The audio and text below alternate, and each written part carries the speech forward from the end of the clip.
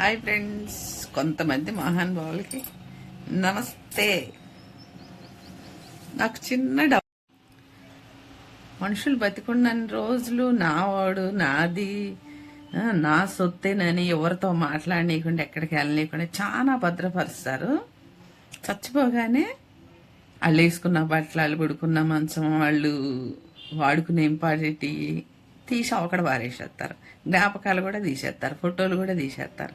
మరి వాళ్ళు సంపాదించిన బంగారము, వాళ్ళు సంపాదించిన ఇల్లు వాకిలు, వాళ్ళు సంపాదించిన డబ్బు అవన్నీ తీయరా?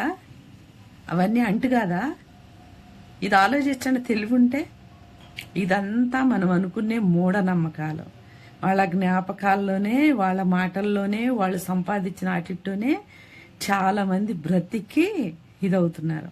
కొంతమంది నచ్చనోళ్ళు ఇవన్నీ కావిస్తారు అంటూ